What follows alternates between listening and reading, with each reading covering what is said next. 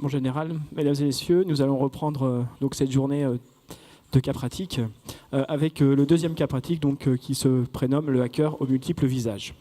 Je vais commencer par présenter les différents participants que l'on remercie donc pour leur présence. Tout d'abord, monsieur Youssef Ben Nasser, qui est au micro. C'est un expert en sécurité informatique qui est directeur de la société Enki, qui est un cabinet spécialisé dans la sécurité des systèmes d'information.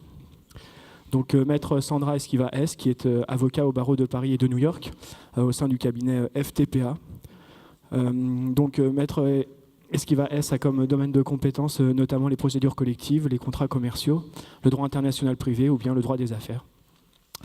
Monsieur Gérard de Beauvoissel, qui est déjà intervenu ce matin, est ingénieur de recherche au centre de recherche des écoles de Saint-Cyr-Côte-Quidan, spécialiste du domaine des télécommunications. Et c'est par ailleurs le secrétaire général de la chaire de cyberdéfense et de cybersécurité. Le général Marc Vintaugouard, qui est ancien général des armées en gendarmerie. C'est le directeur du centre de recherche de l'école de la gendarmerie nationale. Et c'est notamment le fondateur du Forum international de la cybersécurité. François Couvet est avocat à la Cour, membre du cabinet Atypique. Et titulaire de la spécialisation en droit des nouvelles technologies de l'informatique et de la communication. Maître Couvet intervient notamment dans le domaine des nouvelles technologies, de la propriété intellectuelle, de la communication et des systèmes d'information. Maître Frédéric Lalance est avocat à la Cour au sein du cabinet Auric. Il intervient dans le cadre des litiges commerciaux, du droit des sociétés, du droit bancaire et des fusions-acquisitions. Il développe par ailleurs une expertise en investigation interne, règles de conformité et cybercriminalité. Enfin, Madame Catherine Poncet est vice-présidente du tribunal de grande instance de Combray. Donc avant de rentrer dans le vif du sujet, de ce cas pratique, il a semblé judicieux de faire un point technique sur une plateforme qui va être utilisée par notre hacker. Il s'agit du Bug Bounty. Et donc pour en parler, je laisse la parole à Monsieur Youssef Ben Nasser. Bonjour à tous.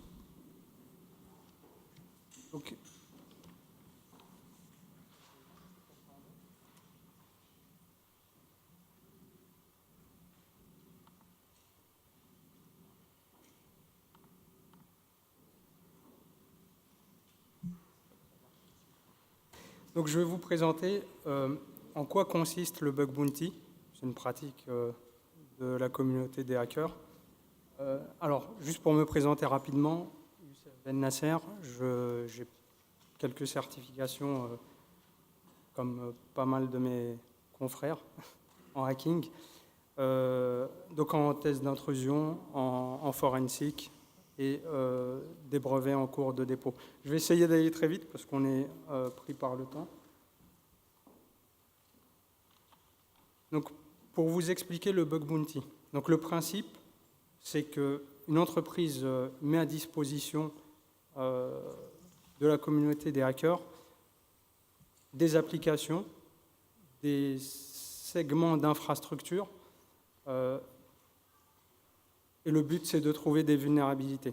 Donc, il y a deux grands acteurs qui sont Bugcrowd et HackerOne. Aujourd'hui, c'est aux États-Unis. Il y a une plateforme qui arrive en Europe, qui est un projet français. On va le voir juste après. Donc le but, voilà, c'est de trouver des vulnérabilités et on est payé pour les vulnérabilités qu'on est amené à trouver sur la plateforme cible. Alors le fonctionnement, il y a deux fonctionnements qu'on peut distinguer. Donc il y a ce qu'on appelle le Manage Bug Bounties et l'Unmanaged Bug Bounties. Le Manage, c'est quand l'opérateur de Bug Bounty va valider les vulnérabilités avant de les soumettre à l'entreprise cliente de l'opérateur Bug Bounty. Par exemple, HackerOne ou Bugcrowd qui vont,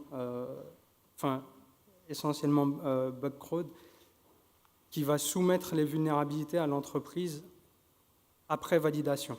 Donc il n'y aura pas de paiement au hacker sans que ce soit validé par l'opérateur Bug Bounty.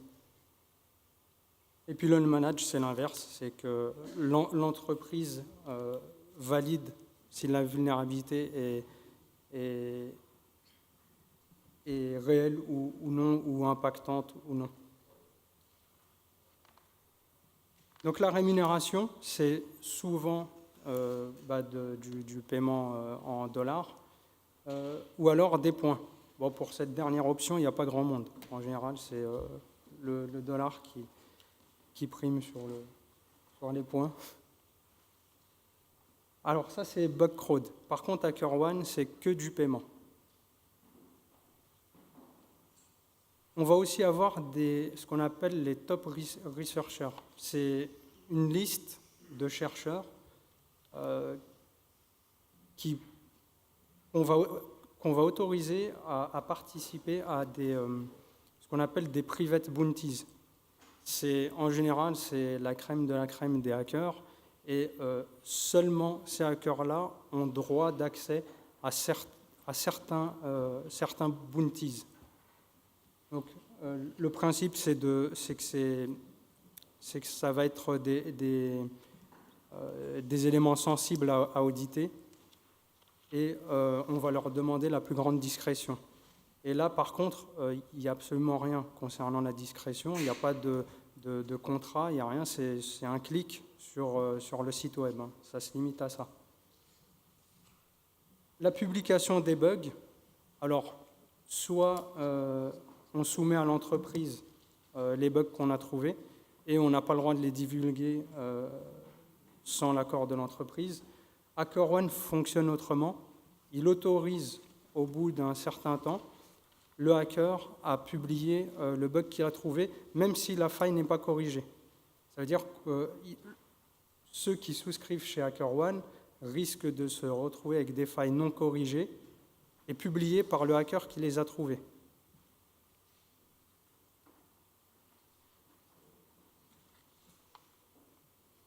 Donc l'accès au rapport de bug, c'est différent de la soumission du bug.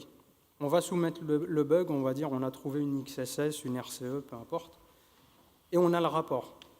Donc Bugcrowd gère les rapports, on doit soumettre les rapports à Bugcrowd. HackerOne n'a pas de plateforme de soumission de rapports. On leur soumet les bugs et c'est tout ce qu'ils font. À la rigueur, ils font de la médiation, il y a un petit bouton médiation sur le site, c'est tout ce qu'ils font. Donc Bounty Factory, j'en ai parlé, c'est un bug bounty français. Enfin, c'est à l'échelle européenne, mais l'initiative est française. Les récompenses sont des récompenses donc financières, du produit, du service. Mais bon, à choisir entre Mickey et les billets, on a vite fait le choix. Donc l'avantage ici, c'est que, alors, ils essaient de se conformer le plus possible à la législation européenne. Donc ils l'annoncent d'ailleurs quand on s'inscrit sur le site. Il y a tout un laïus sur le fait qu'ils respectent les lois en vigueur dans chaque pays, etc.